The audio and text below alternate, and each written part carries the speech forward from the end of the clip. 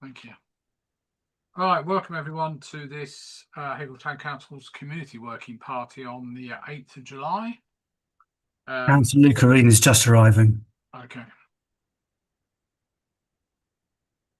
As usual, anything we decide on tonight has to go to the Leisure and Community Committee for approval and or town clerk to do something under delegated powers. Right, that's item 1. Item 2 is apologies for absence, please. Any? Yes, Chair, we have apologies from Councillor Tony Brown. Okay, thank you very much. Declarations of interest, request for dispensation. Anybody, please? No. Minutes of the previous meeting held on the 14th of April.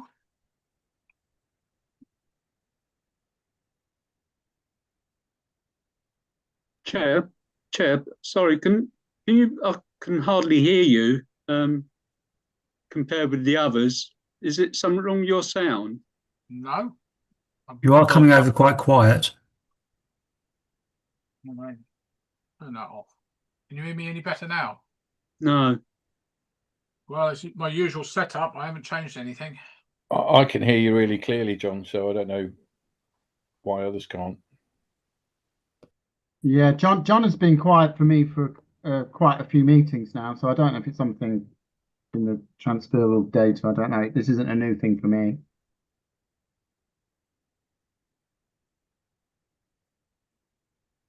Yes, sir.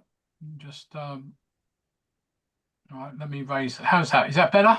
That's better. Yeah. Right. Well, that's going into the red on my microphone now, so it's overloading the microphone. Right. So we're doing the minutes of the previous meeting. Are you able to put them on screen quickly, Colin? If Yep. not, I'm hoping everyone's read them.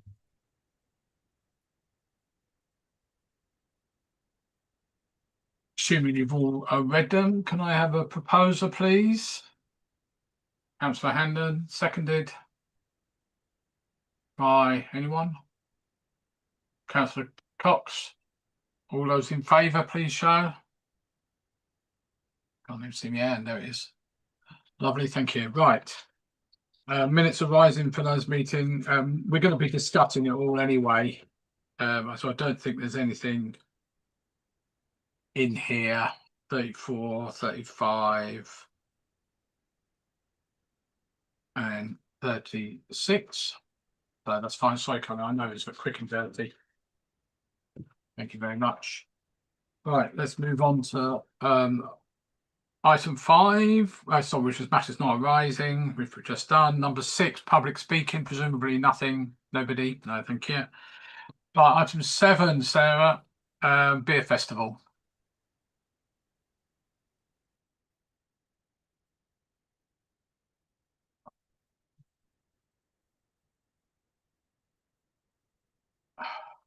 All right, we'll wait. It's all right because yeah, you go. There you go. My fingers weren't working. That's all right. Yeah, the beer festival. So, numbers were disappointing. It is fair to say. Can't pretend otherwise. The infrastructure and the whole setup worked fine. The music, and the entertainment was well received. We think probably the hot weather and maybe the days of the week weren't in our favour. We did tweak the beer card following comments from the last meeting, and that worked fine as well.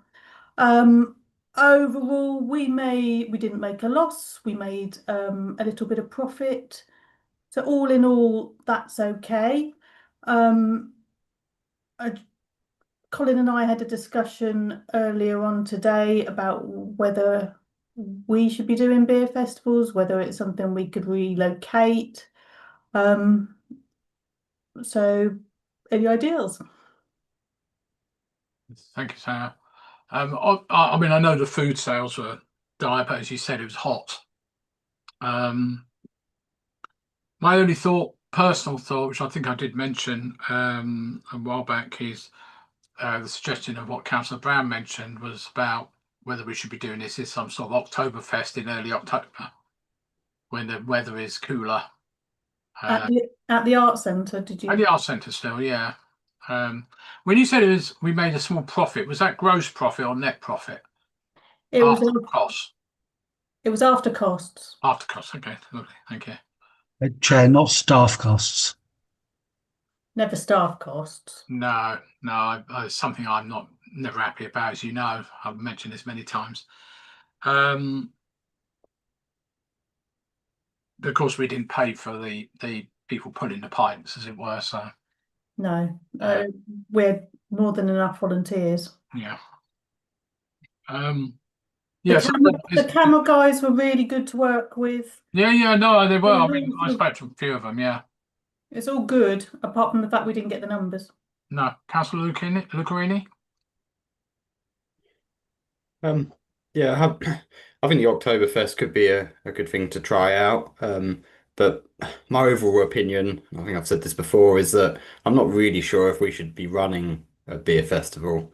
There's enough pubs in Haverhill and surrounding area. It does kind of feel like unnecessary competition for them, especially when the numbers aren't that great anyway. It kind of, what's the point? My only question on the event itself is I know we had the Woodbridge Medical there providing first aid cover. Just wondering why. It just feels like it's adding cost, unnecessary cost to events. You know, we operate as a venue all year round without having first aiders on site. Just seems a little bit unnecessary. Yeah, I think we thought we've had this discussion in the office, but we initially thought, oh, there might be loads of drinkers and stuff like that. But we don't have to have Woodbridge Medical there again if we do it. But even taking into account their costs, we were still in the black. Councillor Miller-Jones. Thank you. Yeah. I don't know that I agree about the competition to other pubs in the area, just because people aren't necessarily only going to go to the beer festival. It may be that they go use those establishments afterwards. If it's bringing, I mean, I don't know if we have any data on if it's bringing people into town. I know there are people who travel around going to beer festivals. You know, there are members of Camera who will go out of town to visit beer festivals to try beers. I don't know if we have any data on that, but I don't know. I'm not convinced that it's going to have any impact for sort of, a couple of days a year. But I don't know. That's just my thoughts on it. I do prefer the idea of either earlier or later in the year because of the heat. So I think Oktoberfest is a fine idea. I know a lot of places also do spring beer festivals. I do think that weekend was boiling, and I certainly wouldn't have left the house if I didn't have to. I was at a wedding and I would have rather not be there. So I didn't make it to the beer festival because I was at a wedding. Yeah, it was a terrible weekend. And nobody wants really to be drinking beer when it's that hot because it's horrible. So I'm not surprised numbers weren't good. Thank you. Councillor Cox. Hi, thanks for that. I mean, I did go and I thought it was a good event. I would say the music-wise, not that it's a complaint, but I think if you're going to run something like that you're going to have the sort of Oktoberfest style sort of feel, is it needs to be bands that are going to engage the audience, get them up and just doing stuff, where not that the bands were poor, and I saw what happened on the Friday, and there was good feedback, and then on the Saturday. But I felt that there was a couple of songs that on the Saturday where I was there, he got people involved and then didn't do any more of that. And that was really getting people involved. And that's more the Oktoberfest feel, only because I've experienced it. And it would be nice to see that, making it more a festival feel to get people up on their feet or singing along or whatever. I mean, I can see what Aaron's saying regards competition, but I'm more on what Laura said, and without data, it would be interesting. And Colin may be able to present some, but I'm sure I met a couple of people that had come out from out of town, that had come in. And I think the fact is, if it's going to be providing events, and the Arts Centre will always be providing events, that it's got a bar, for whatever events it's going to be bringing people into the bar, whatever it does. So you can always say it's going to have some sort of competition with the pubs and so forth. But I think we're offering something different that, as far as I'm aware, the pubs aren't necessarily offering. So I think that I would agree that making it earlier or later would fit. But I thought overall it was really good. I mean, again, for me, I'm not a big bitter or really loud drinker, but there are those people that will go to these events because that's what they are. They're into their real ale, and that's what's attracting people in, I think, to events like that. So I thought, possibly from what lots of people said, the weather may have hindered things, but people still enjoyed the event. So, I mean, again, depends how we want to weather it in terms of looking at cost and how effective it was in an event. But certainly the people that were there enjoyed it. And as I say, last year, if I remember rightly, you did it in April. So it definitely was cooler. Now, whether that's the reason more people attended, I don't know. But yeah, that's just my feedback. Colin? Thank you, Chair. I think the date was actually set by CAMRA because obviously they and their volunteers are merry strollers as far as beer festivals are concerned, and are setting up where they're invited through the year, and there will be some set piece things. I assume that we wouldn't be the first people to think of an Oktoberfest, so it's possible that there isn't any time in October that that CAMRA volunteers are free. But if there are, then that would be worth exploring with them. But yeah, I was discussing with Sarah just in terms of we've tried in the past to try and engage the other sort of beer outlets in town to see if they would get engaged in some way. But there is, and reflecting what Councillor Lucarini said, there is this slight feeling that if it's possible in Haverhill to put on a profit-making beer festival, why is the council doing it? Why aren't the establishments, the commercial establishments, stepping up to do that? Now, it may be because they include all their costs when they're working out whether something makes a profit or not, but I'm quite sure that they could do a perfectly good fist of it. But we are where we are.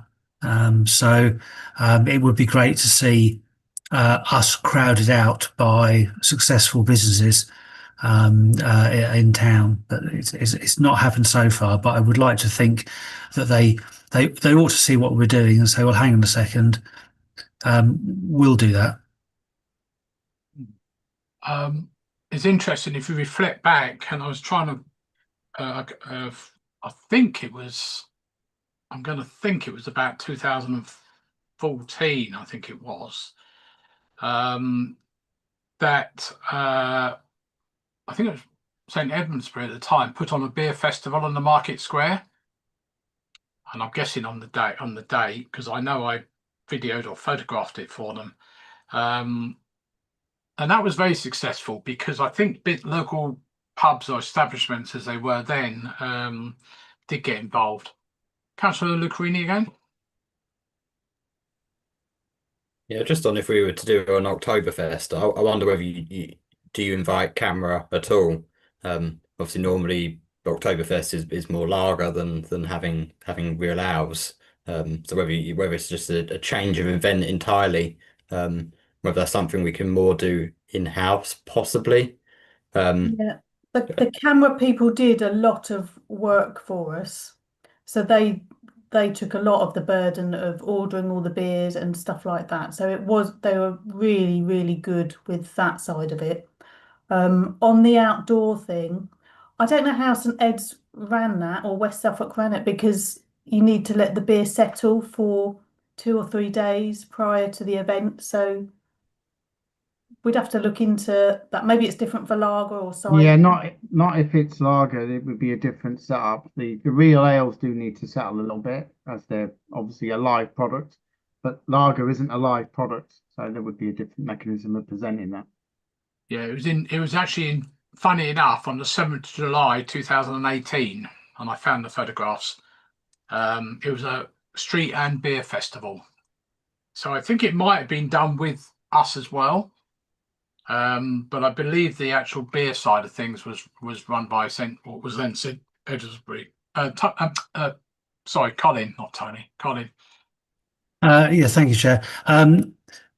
We did wonder when Sarah and I were discussing this as whether or not, if something happened around the market square, the outlets within sensible reach of the market square, if they hosted 3 barrels each of real ale, then A, it gets people moving around, B, there's all the other beers, etc., that they're already selling. But the opportunity to put a kind of umpa par sing along type thing on the market square is perhaps potentially something the council could say, well, look, if we provide something as a focus, would you actually take part and house the real ales? I don't know. I mean, I'd be interested to hear what Councillor Davison has to say, because I think, like yourself, he's a member of CAMRA, and therefore he might well have views on all of these things. If we're all talking nonsense, it's easier to say we're talking nonsense now and move on than us plan it all and then get told it's nonsense. Yeah, just looking at the photographs there, I don't necessarily think we were involved unless we did the street festival. There was a firm called Zoom Events did the actual entertainment, so they had a little mini stage there. But there were proper beer things there as well. So, Councillor Davison, where are you? Any thoughts? First of all, I'm not a CAMRA member, but I do try my best to keep up with all the real ales. I'm not a lager drinker, and Gary is absolutely correct. You do need to obviously make sure that the real ales settle. They are live, although Nethergate do now actually do something where you can buy it and just drink it straight away. I've got mixed views on whether we should have a beer festival in Haverhill. Certainly, I attend and volunteer and drink at the Bury Beer Festival and the Cambridge ones. They're really well organised. Obviously, they're not done by the local councils, but they are definitely done by CAMRA. Sarah's right, CAMRA are the people to use. They know how to do things. I think anyone doing it, not a publican, but any member of the public trying to run a beer festival really does need CAMRA. That's all I've got to say. Thank you.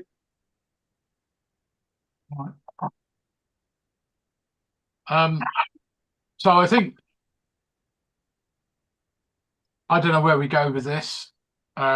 Maybe we look at the October side of things, but then, as said, should we be running it anyway, which I think was being alluded to earlier on. I would have a consideration as well, that if we're going to run a large-scale event such as an Oktoberfest on the market square, we'll also be in the planning and the processing phase for Halloween. So that would need to be factored into staff capabilities. I wasn't thinking about running an Oktoberfest in the market square. I was thinking of somebody else running an Oktoberfest on the market square. I think Oktoberfest is a good idea. I think the input from everyone is completely feasible, and obviously there's lots of thoughts about this. And I think an Oktoberfest is a good idea, but it would be a fairly large undertaking that would require style bands. It would require a large infrastructure delivered onto the market. I wouldn't do it on the market. It's not in October. It's not. It's a wrong time to do it in October. Outside.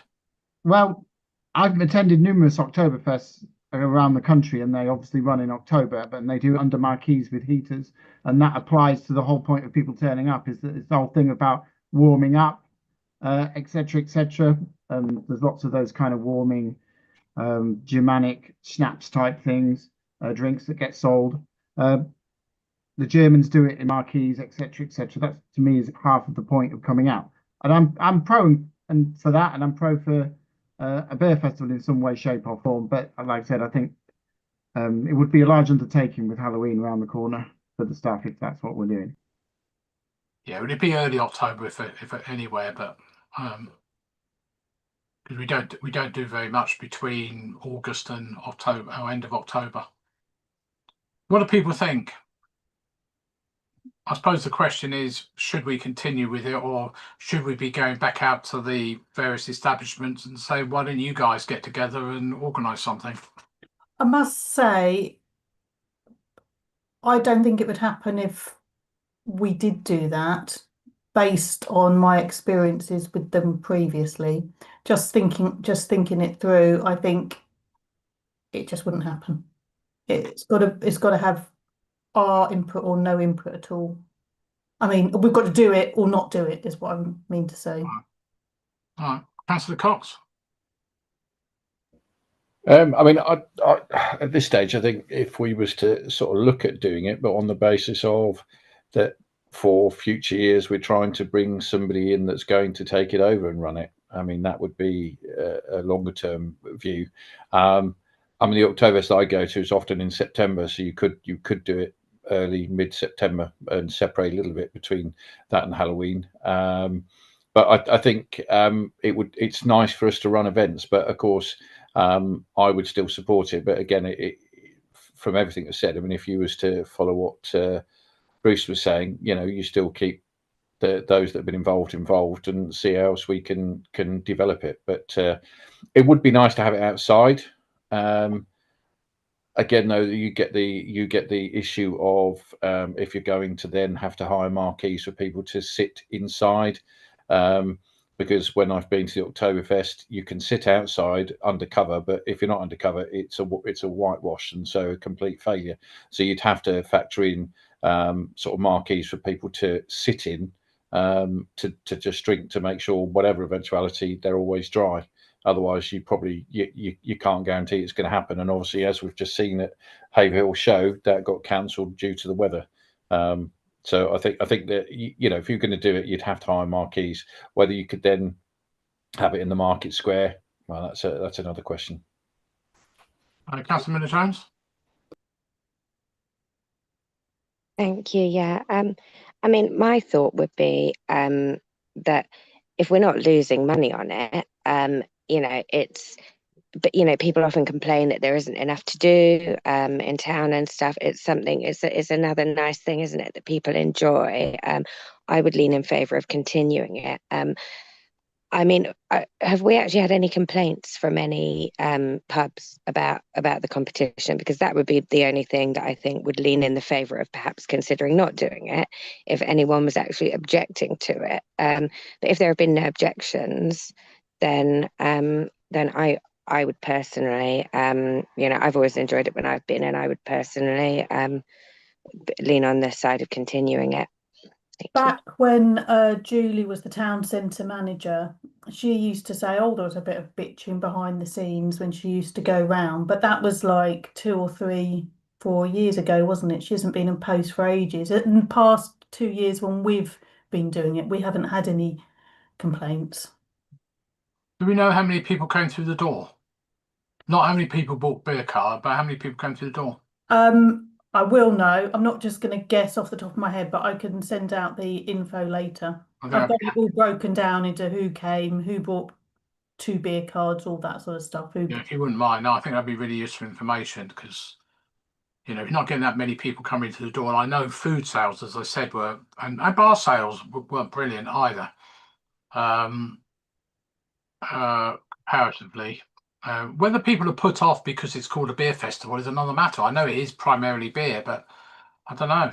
I think it was the weather, because I spoke to the man that owns the Maldens Brewery, and he said that weekend was just a washout for all his other events as well. It was not a washout, obviously, complete opposite.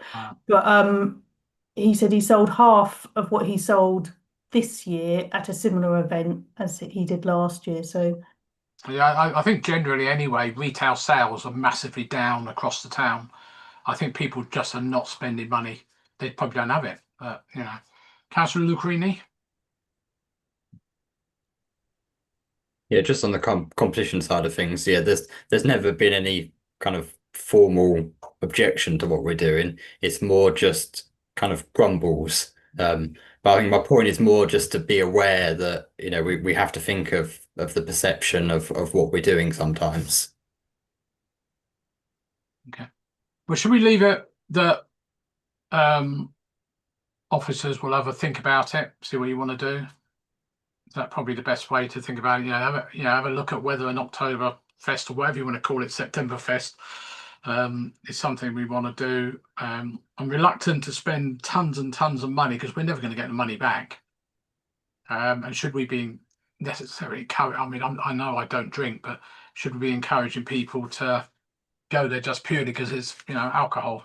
I don't know. And we could spend the money perhaps on something else. Can I leave that with you? If everyone's happy with that? Okay, let's move on then.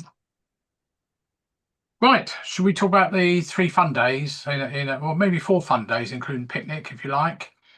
Yeah, there's not much to say really. They're all just going ahead. There's a load of stuff booked for each one. We hope the weather will be nice, but not too hot. They're always well attended. We've got the Parkway. It's the first year for that one. I mean, a fun day is a fun day. Yeah, one thing, Sarah, I know I keep mentioning this and I don't like to go on about it, is it would be nice between meetings just to know what's going on, because it's not really clear, for example, although it's starting to be advertised, that the Clements is actually on Puddlebrook this year. It's on the publicity, isn't it? It is, but I haven't seen anything generally going out to emphasise it, if you like. Okay, we can emphasise that. Just make sure that we are telling people what's going on. We're only a couple of weeks away now. Yeah, but a fun day is a fun day. There's going to be not much change between. No, we're not repeating things on each. We're not having the same things on each fun day, are we? No, there is a bit of repetition, obviously, but there's meant to be different things on each day. Yeah, because people they don't necessarily come from the estates, they come from around town. I know people go to the Chalkstone, live on the Clements, for example. I see them there every year. Okay. Picnic in the park. Is there a theme this year? There's not a theme, apart from if you count a dog show as a theme. Yeah, I heard about that, yeah. So there's a dog show, there's a variety show, sort of Covent Garden style, face painting. There's going to be the climbing wall there. Some Have we advertised the dog show, asked for entries or whatever it's called? No, but there is a plan afoot. That plan involves taking some clickbait this Friday of cute dogs and pushing it out next week or on Friday. Okay. All right. Yeah, it's just people go on holiday, obviously, so we need to get it out there quickly. Councillor Lucarini? Yeah, just on the dog show, is there a plan in place for monitoring weather in terms of heat? Because there will be a public backlash if it gets too hot and we're asking people to bring their dogs down. Yeah, we're putting it on a shady side, but obviously if it's going to be like 30 degrees, we'll call that off because we're not going to make dogs go out in that heat. Okay. Are you after volunteers at all for any of these? I shall let Gary answer that one. Yeah, Gary? Well, a volunteer is always gratefully received. We always have space, but we've always covered these fun days ourselves. We also obviously work with the Chalkstone on one of them who are delivering, and we'll be working with other agencies as well. However, I never say no to a volunteer. No, we don't ask general public, do we? No, these are obviously events with a much smaller footprint in terms of staffing. So we don't Just trying to reduce our staffing costs. That's all. that number of people. But people have got hours to fill, so I know, but that's not an excuse to just because we have hours to fill to necessarily do that. But maybe that's me. Councillor Miller Jones, Laura, wherever you are. Yeah. I'm here. Sorry, I'm Right, not. no, it's all right. I've Your got box my keeps going all glasses over the place. on. Yeah, sorry, it was just back on the dog show thing, just on Aaron's point, which was a good point. Just could we please provide like several dog bowls so that we can fill them up for water for the dogs? Is that something we can do? Yeah, so we're not actually running the dog show itself, so that will be Okay. done by the Homefield Road vets, so they will be on case with that. Okay, perfect. Thanks. All right. Right, so if we move on then to the big one, Haverhill in the Park. I haven't heard any updates other than what I'm seeing on social media about certain acts I've never heard of before. Well, all the Steve Marsh has done an excellent job, as you could well imagine, on all the infrastructure. Right, we've not heard anything though. That's the problem. We never hear anything until lastminute.com. About the infrastructure, about Well, yeah, we stating are supposed to be a everything. working party monitoring it, and we just don't seem to hear anything. Well, in terms of those two things, I think that's pretty similar to last year. What we have done in the last week is to work out a new site map, which we can share with you now, which is, and Colin and Gary, feel free to jump in. So we will relocate the toilets from the old location to the area to the left of the stage, thereby freeing up a load of space at the top end by the splash pad, which will allow us to have more of a villagey and more gazebos and more attractions up that end. Equally under the trees then on the left-hand side as you face the kiosk, Yes, like where they are normally. Yeah, Steve was thinking that some of the caterers could go there. Yeah, that's what I mean. So you use all that area as well. Yeah, and we're planning on using the bandstand a little bit more, and then having some craft and gazebos come out in a sort of a bicycle spoke arrangement. So As long as we what? don't block the view of the Oh, stuff behind, that's what I think we've got to be careful of. Steve Marsh will not allow that to happen. You know that.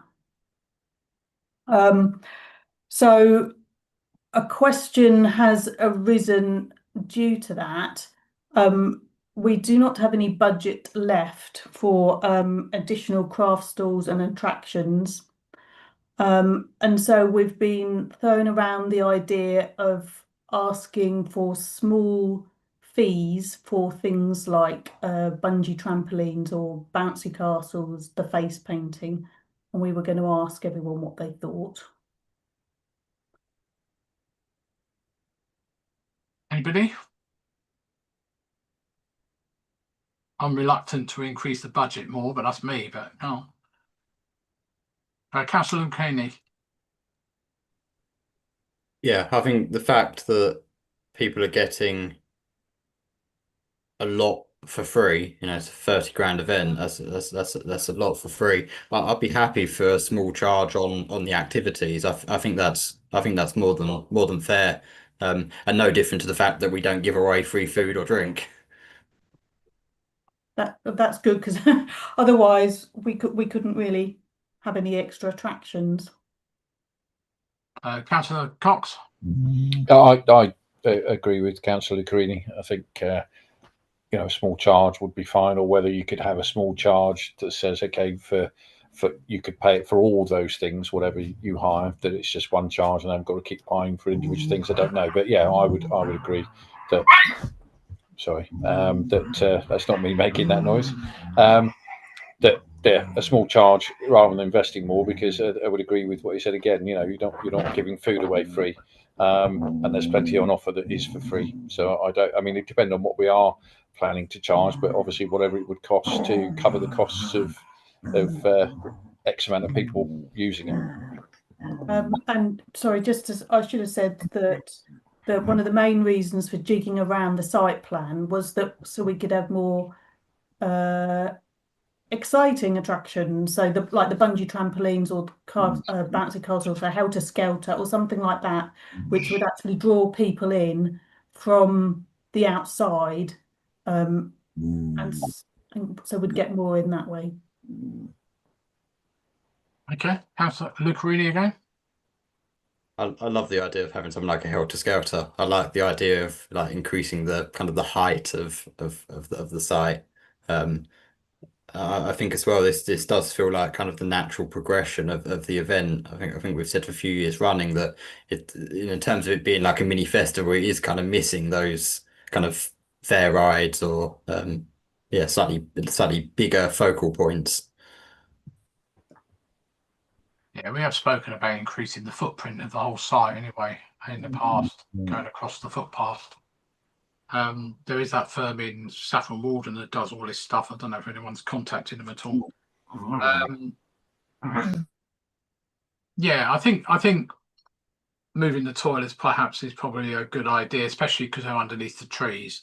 Is you can have all the stalls. Hopefully, they'll get a bit of shade as well from any if it is hot. It'll keep them a bit cooler. What are we doing about? Are we doing our food or getting somebody else in this year? Because obviously we never make any money on it. We had that discussion, didn't we, Gary and Colin and Steve Marsh as well, and it was to maintain the low cost option because Steve Marsh had trouble getting food providers that would sell something for a £5 or £6 or whatever. Okay. Have we not got other staff who can go out and look at catering establishments rather than leaving it all to one person? Chair, I mean, the looking at the catering establishments, the reason that the town council offers a burger stall, and to be fair, it does okay. It is because councillors wanted a low cost option. After the first year, they felt that there wasn't a low cost option, so we're naturally limited in terms of what we can charge. There are other outlets that we see around town, but they're around town and they're committed and don't necessarily see themselves as attending a music festival. So, that has been looked into quite closely. We are controlling our costs for volunteers by limiting where they can go to eat to our provision, and that makes a big difference.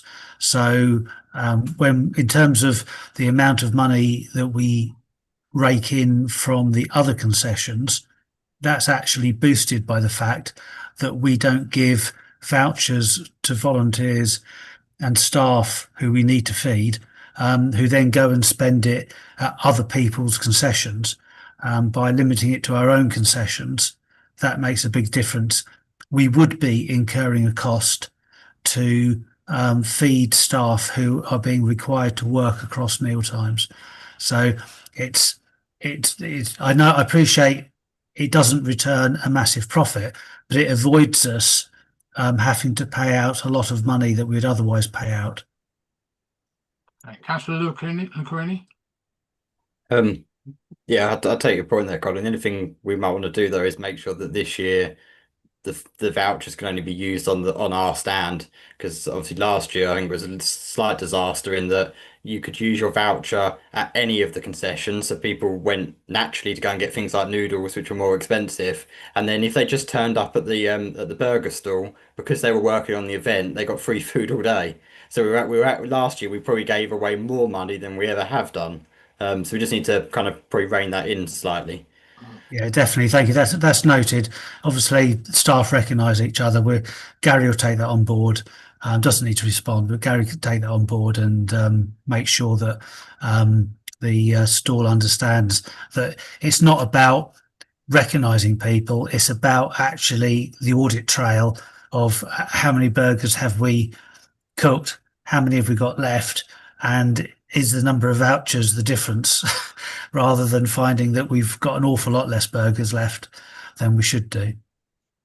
If I remember correctly, the issue with the vouchers last year came from the back of house, and it was the artists that was the issue. The vouchers that we issued to staff who did a single shift, that is a shift, say 5-6 hours, they had a voucher for the town council concession, and then those who worked a full day, i.e. across like 12 hours or so, they got a voucher for the burgers for the town council.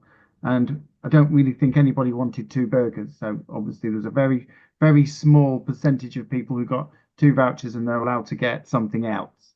But I think the issue that Councillor Carino is referring to was an issue with back of house. And we can have this discussion separately, but that's not what actually happened in reality. I know that for a fact. And there were certain people who never got anything.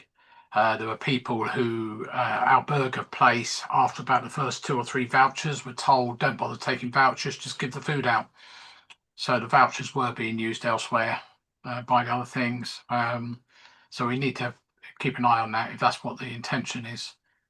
Definitely. I don't know who told them that they could I don't hand know. out food without vouchers, but that was certainly not from management. No, I mean, I worked there for 7 days and never got anything. So, you know, and I think Councillor Carini was the same. Never got anything. So we need to sort that out. Equally, if they're going to potentially do what they did last year with cooking and everything, they need to contact us about the supply of the meat and everything. If they're going to go that way. Are we too late to get some of these other things that you were mentioning, Sarah? No, I don't think so. Okay. All right. Worst case, me being the where people putting their hands up, everyone moves about. Worst case scenario, if it rains, what's the plan? The show must go on. Is Unless it's like catastrophic weather. Well, I mean, obviously the Haverhill show was destined to be big thunderstorms, and nothing ever happened. Other than Well, there were thunderstorms across Cambridge, so if it missed Haverhill, it missed it by a short distance. The answer in terms of weather is we have Gary as the health and safety manager. Our gazebos are rated to a much higher level of wind than the cheap garden gazebos that some of the stalls on the Haverhill show would have.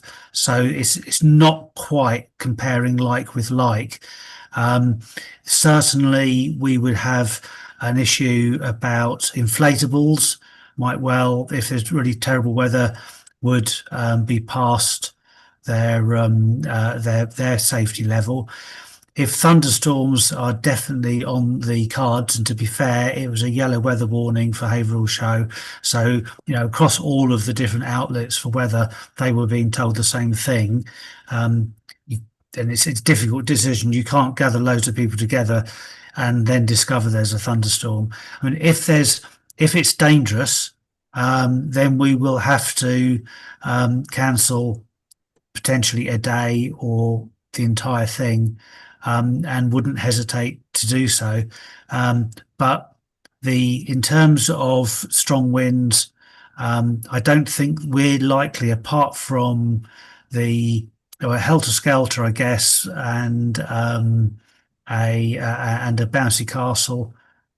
They would probably have to be taken out of the equation. And then, you know, if it's literally just rain, then people will just get wet. Do we have Now, if that's a washout, that's a washout, but it's not necessarily dangerous in its own right, because it's really heavy equipment that we've got there. I know. I was thinking more of the Haverhill show. One of the things they got, obviously, I believe, had event insurance. Do we have event insurance? We don't normally take out pluvial event insurance. We can do if councillors wishes to. I might say it's extremely expensive. No, I wasn't saying we were, but I didn't know. I was just asking the question. Yeah, we have event insurance generally, but clearly at the end of the day, that event insurance is null and void if we recklessly go ahead with the show when we shouldn't do. When any sensible person with the qualifications that we share between us continues, then that would be challenged. I mean, we can look at the cost of Pleadville insurance, but it is expensive. And obviously, Yeah. the closer we get to the date, and therefore the more predictable the weather, the premium is likely to increase, because the whole thing is, of course, is it's a bet.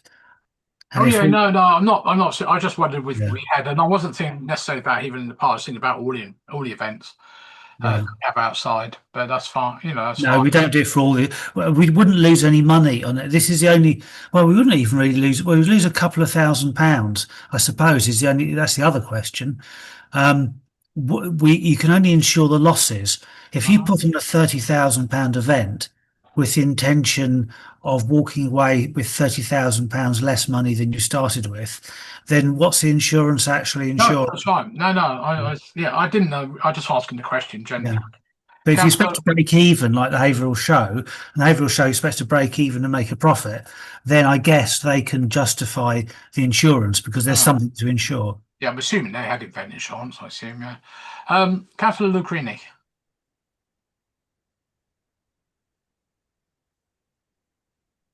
Yeah, first just on the weather and event insurance. Personally, I wouldn't bother. I don't No, really no, see the point. no.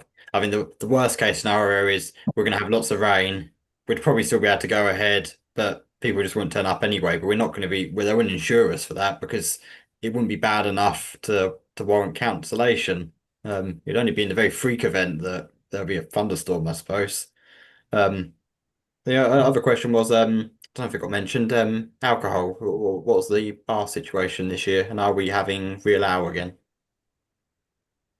Gary, can you remember I what? believe that Steve will have a secondary supplier of alcohol provision, and the real ale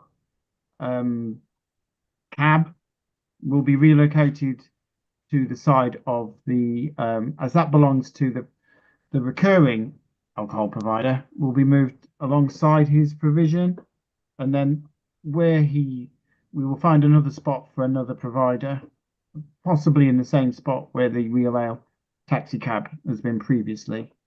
So ultimately, I think the plan is for three providers. We already have VG Coffee do cocktails. Then there will be obviously the provider who's provided for each of the festivals, the main alcohol concession stand, and then a smaller concession stand for alcohol as well, allowing us to provide more choice and not as heavy queues. But that's yet to be confirmed. Come back, Councillor Lucrini. Yeah, thanks for that. My only point on that would be that it's slightly disappointing. We've got the same bar provider coming back again, given the problems we've had on previous years. And I know last year everyone said that would be the end of it. So it seems like we're giving yet another chance. So yeah, hopefully that can be managed better this year with them, and we don't have the same issues again. But I think it's a shame we haven't gone out to find another bar provider. Yeah, I know was note told- that.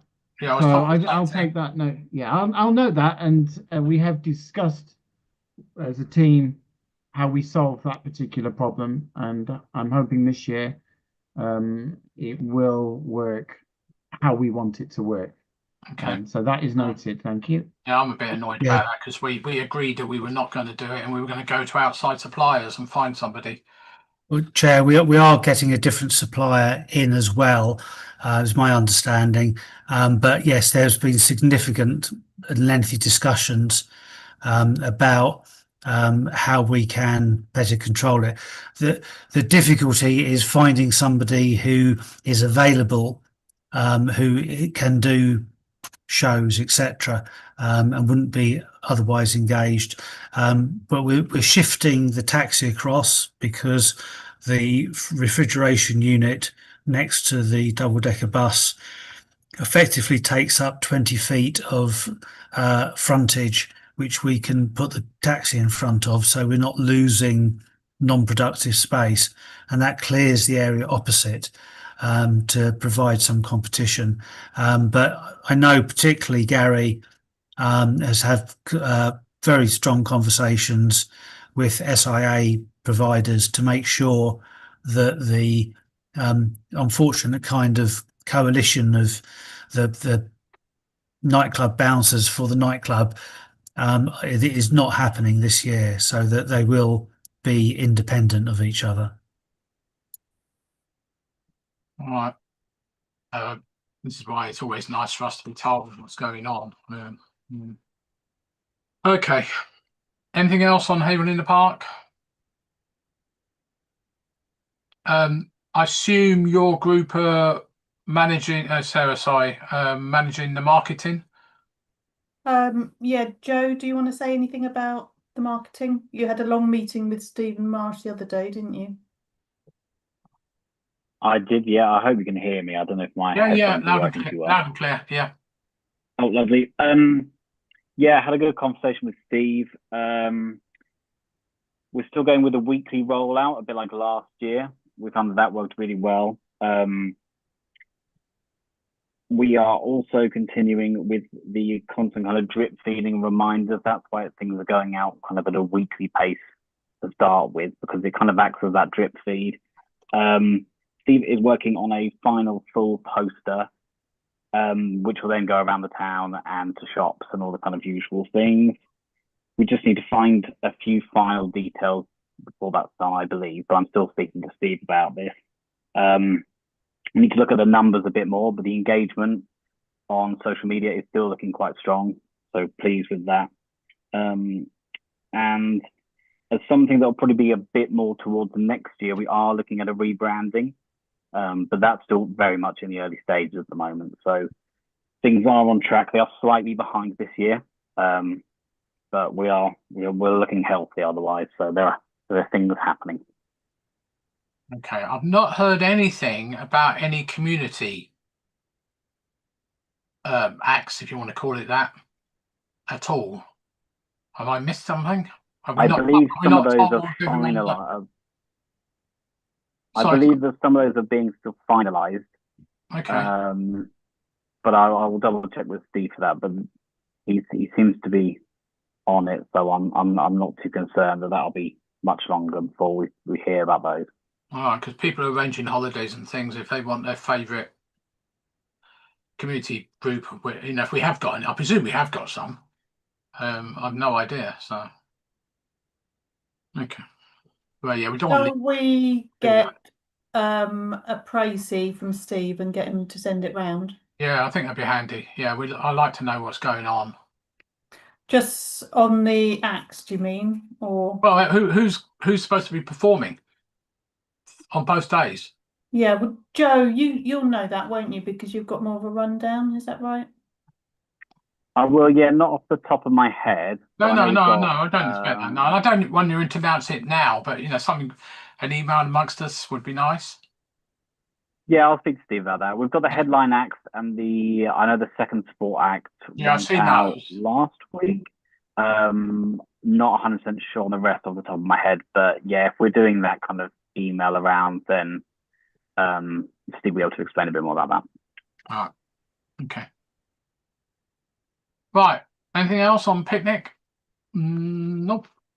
Okay, let's move on then to Haverhill in the Park. Now, Colin sent out an email. Halloween Trail. Sorry, not what did I just say? Haverhill in the Park, did I? Sorry. That's because I haven't ticked it off on my list. Sorry, apologies. Halloween Trail. Sent an email. I don't know how many of you have read it. Laura, Castlebilla Jones. Thank you. Yeah, sorry. I would like to make a suggestion that isn't on the options that were sent out, which I did read. Which I think I had sort of briefly suggested something similar when we discussed it in a previous meeting, which was the idea of dividing people who arrive into groups, for example, based on colour, so that when people arrive, they get given tickets and say there's a certain number of pink tickets and those are for the times from kind of 6 till 6:30 or whatever it might be. And then once all those have been given out for that time slot, the next people to arrive get given, say, an orange ticket. So then people aren't having to wait in the queue except for during their own time slot. but it also wouldn't require advanced ticketing, because it could be a thing that you go and just collect a ticket on arrival. So it wouldn't involve any of that sort of admin side of things or booking, but it would also help with the queuing situation.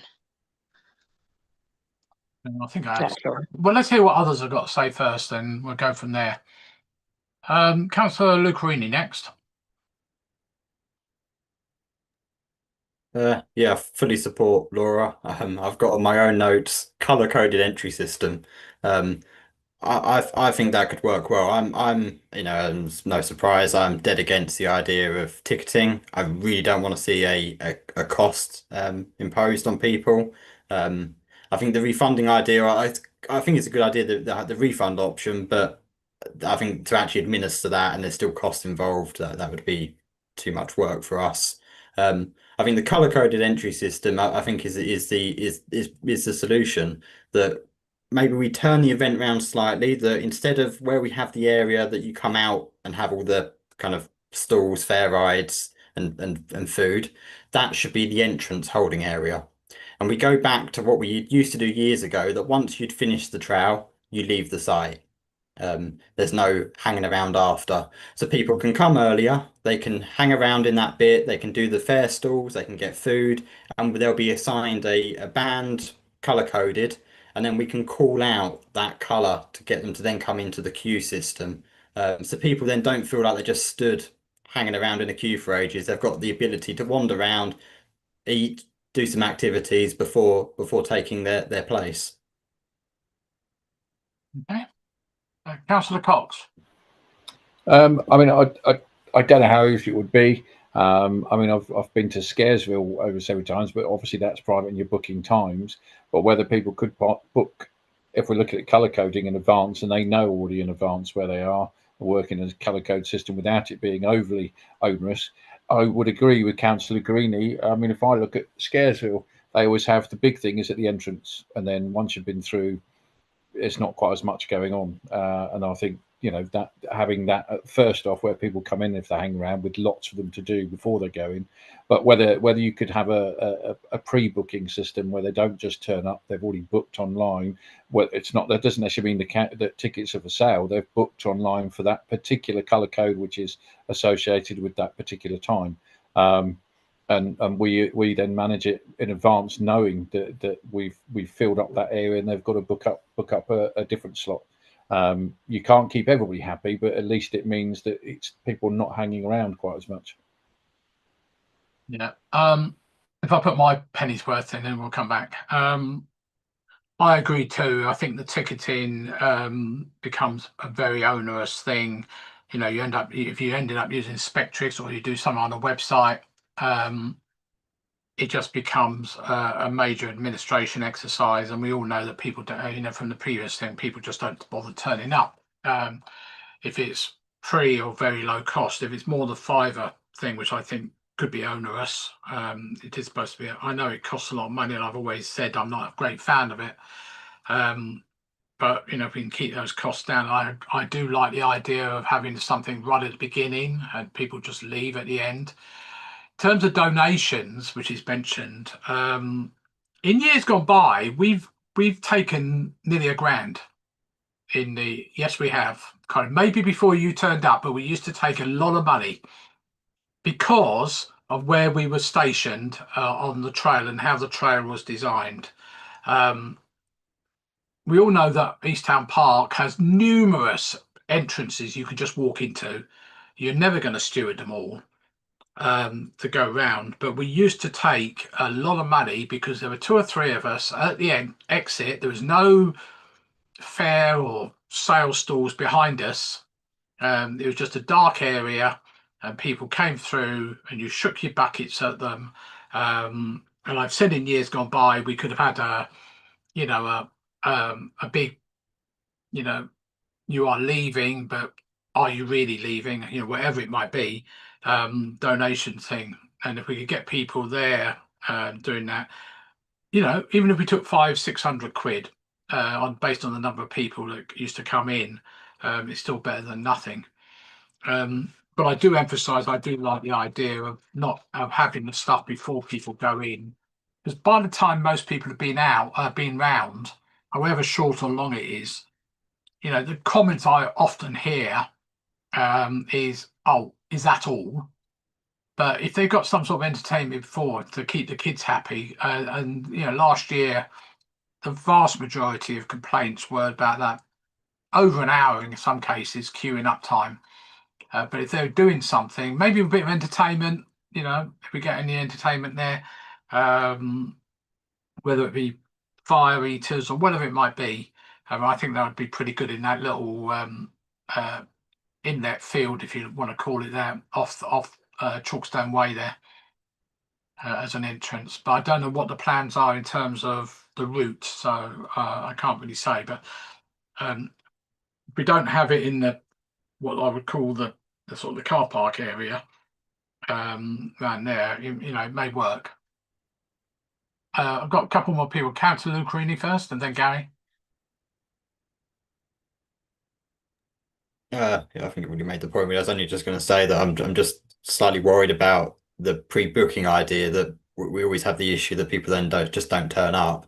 I think it's a better thing just to manage on the night, that you get people to turn up and issue them the colour band when they get there. Hey, Gary?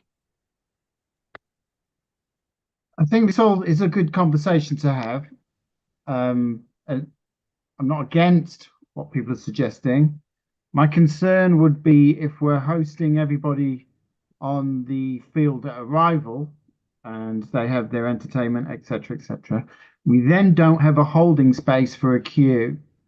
So there are logistical issues wherever we look. So whatever choice we make, there will be some kind of compromises, just to be clear. If they're arriving on the field, and that little field which was used at the end, sorry, I can't remember the name of the field itself, the meadow or something that it's called.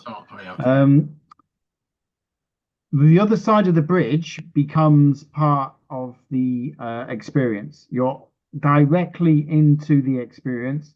If you're gathering thousands of people into that meadow, then there's nowhere else to queue them. So I'm just flagging now that there are logistical issues to doing what has been suggested, whether it's with the car.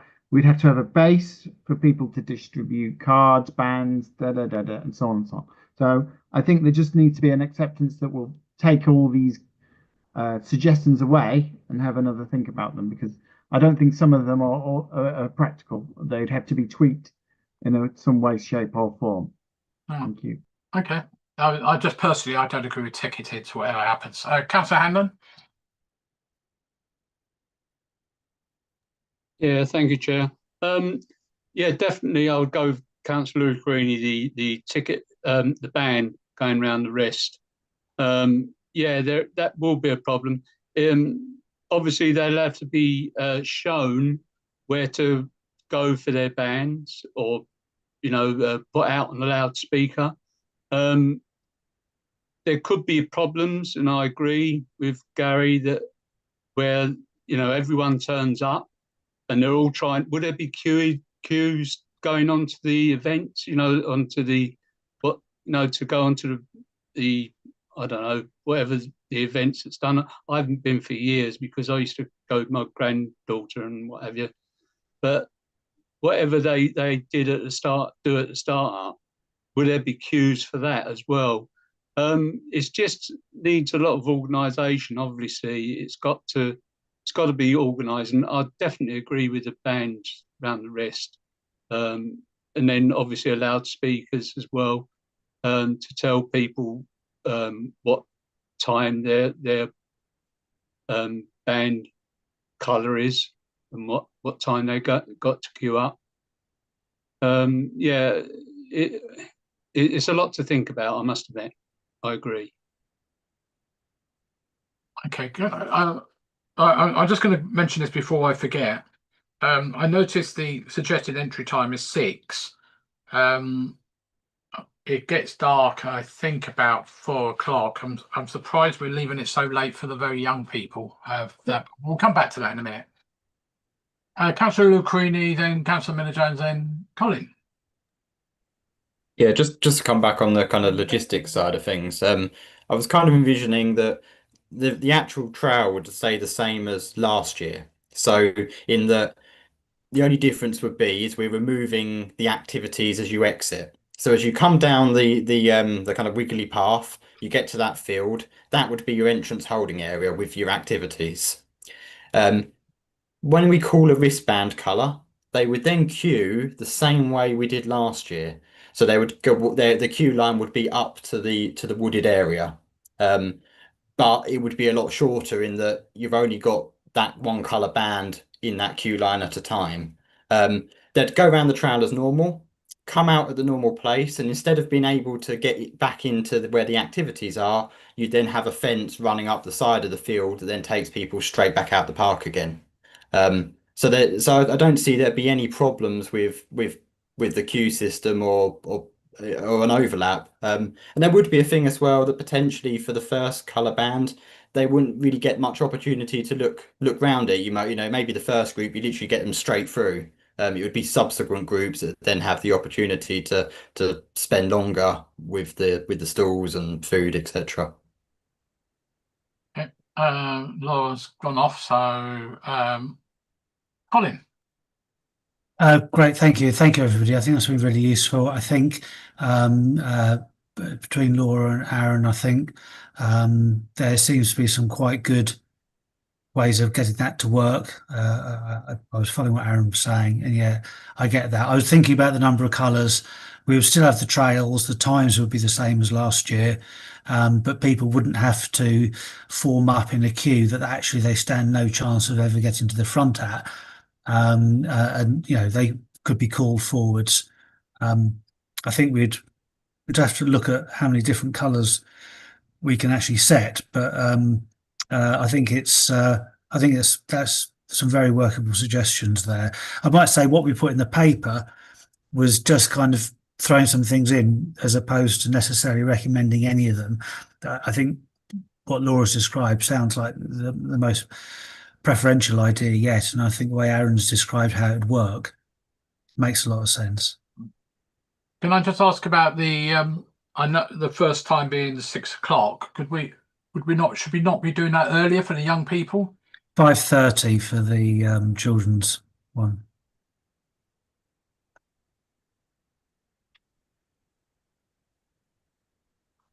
Okay, it's not on this document, that was all. No, I've just put it in the chat. Okay. Oh, have you? Sorry. Okay, sorry. I'll move that window over there. Okay. Let's draw a diagram, Aaron. Yep. Okay, that's fine. So the young person's one is on top of these other ones, yes? Yeah. Okay. So the 6:30, 6 to 6:30 is completely separate from the young person's one, which starts at 5:30 roughly. Well, I think we went on sunset times last year. It might have been a bit earlier, but it'll be around then. Yeah, well, 4:30 is sunset, so by the time it really gets dark. Yeah. Okay, that's fine. Anybody else? Sorry, on the Halloween trail. So I was going to ask, have you got people like Centre Stage involved, or are they involved this year? Yeah, Centre Stage have said they want to be involved again, which is cool. I put it out to some other and drummy groups in town, but I haven't heard anything back from them. But Centre Stage is a definite yes. All right, you'll have to let me know about food as well nearer the time if you want anything. Well, I thought we should just get in somebody because it takes a lot of effort, and we could really do with. We always need people on the trail itself. I think Gary might agree. More people on the ground. That's fine. That's fine. Less work for me. That's fine. If that's what I'll leave you. But just let me know if you do want it. Just let me know nearer the time. Anything else on the Halloween trail? No. Is it worthwhile just putting out a couple of social media posts just to say what we got coming up on the Halloween trail, and also obviously the Christmas thing? I know it's really early, but people put them in their diaries and things. What do you reckon? Yeah, certainly. I mean, it is on the event section of the website. by Yeah, if but people don't do tend happen to. to look on there. And there should be a Facebook event for each one, or maybe there hasn't been yet because No, I just was just what do they call it? Save the date sort of thing. Yeah, that's fine. Okay, great. Okay, if nobody else got anything on that, let's move on to the next one, which is, well, we'll talk about both of them actually, shall we? The Christmas event and fireworks. Much planning going on that yet? Not very much at the moment. The idea was to do the same as last year, but a bit bigger and a bit better.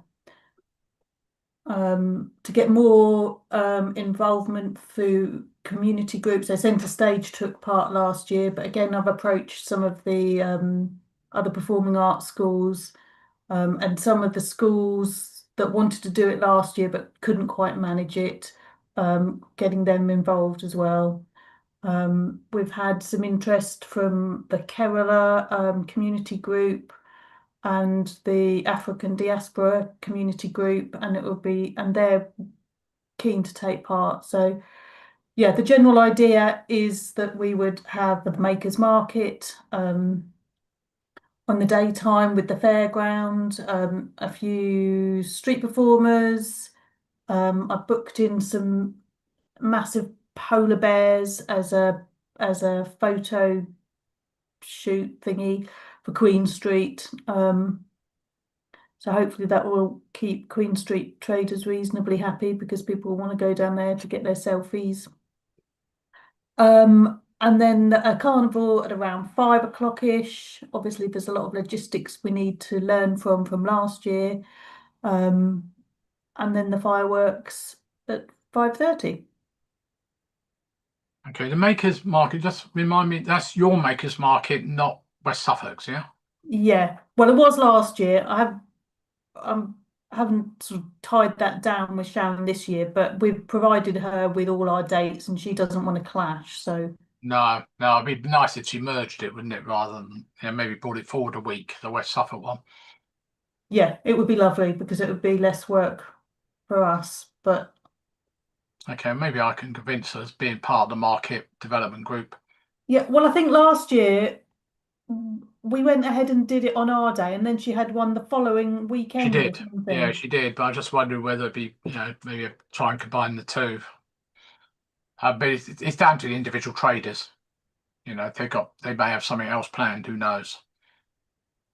From her database, I mean. Okay. Are we going with this? Is it the same fireworks people again, Colin? Oh, I imagine it probably is. I was just going to say, is in terms of the makers market, will that be indoors or will that be outdoors? No, we're not having anything indoors at the art centre because it was too much of a strain on resources last year. So this is just outdoors. I thought it was a craft fair at the art centre. There was a craft fair at the art centre, but it was just like it was far too much for. Well, I thought I'd seen advertising for it this year. No, there is one in November, but November. not on the same weekend as the Christmas stuff. Oh, okay. Right, okay. Oh yeah, sorry. Fireworks, same concept as last year. Yes, although we'll do the music beforehand and any kind of announcements, etc., as discussed at the previous meeting. Yeah, and we're going to. We did discuss it previously, just to confirm. We are going to try and direct some sort of sound towards the Camps Road as well, if we can. Because at the moment, if you stand in Camps Road, you never hear anything anyway, because all the speakers are pointing elsewhere. That's what it has in years gone by. Because you're changing the technology, or not, I say the technology. There's something different going on in the technology, isn't there? The speakers surely have always pointed towards Camps Road. Not well. You and I have stood out there, never heard a thing. Well, I know, but that's because there's a not during the fireworks. Before the fireworks. So. It depends. No, if you where I've stood where the toilet block's been in the way, that's enough to deflect the sound. But no, the audience is along the Camps Road side of the recreation ground, and the design of the display is facing that, and the speakers are facing that. But you don't have to be too far away until, you know, unless you want to spend tens of thousands of pounds, there's no way is a speaker system going to be able to blast over that distance. No, I just, well, if the toilet block's a barrier, maybe we just put one on top of the toilet block temporarily. Yeah, perhaps. They're not that heavy, are they? No. I don't think we'll go through the roof. Councillor Hanlon? I know we stopped the music last year. Is there been any sort of feedback as far as, because it used to advertise the pantomime? That's what used to happen, you know, like Snow White and what have you. The theme music used to be about Snow White. Has there been any sort of feedback as far as lack of selling tickets? Because I've just, you know, obviously, though I don't like it, I have to accept it. But could the mayor maybe, when he gives his introduction or before his introduction, say that, you know, the pantomime this year is going to be such and such a date, and you know, what it's going to be, for instance, because you know by the time November comes what the pantomime is going to be. If I put my oar in before someone comes back very quickly, I think nowadays we have a very good marketing operation, social media and everything else. I think most people know what the pantomime's on now, and I think the ticket sales, certainly last year and maybe the year before, showed that it was quite good. But I think one of the problems is, as has been said, you can't play music during the fireworks because they're too noisy. You can't hear them, as we just discussed. But anyway, someone else might want to come in here, Sarah or Colin.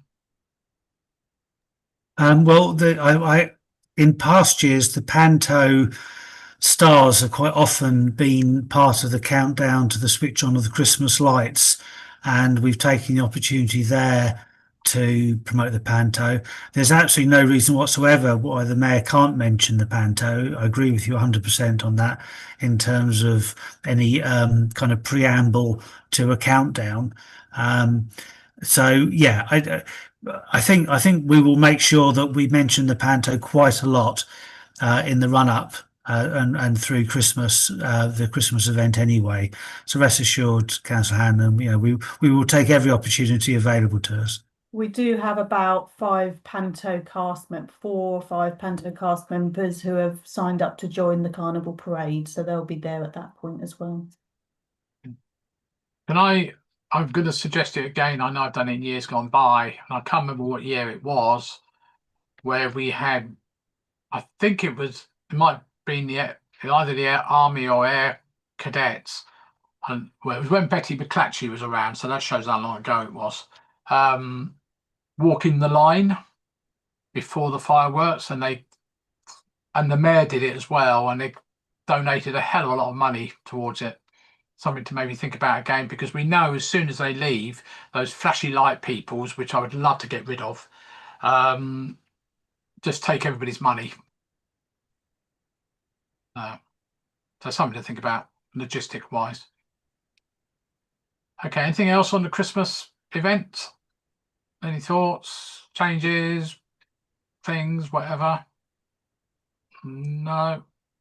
Okay, let's right, any other business? Item number 9. Anything else? Thoughts from anything you urgently want to talk about next year? Far too early, but no. Okay, let's move on there. Item 10, dated next meeting, 14th of October. Hopefully we'll have the report of the summer events at that point and see how we get on. And finally,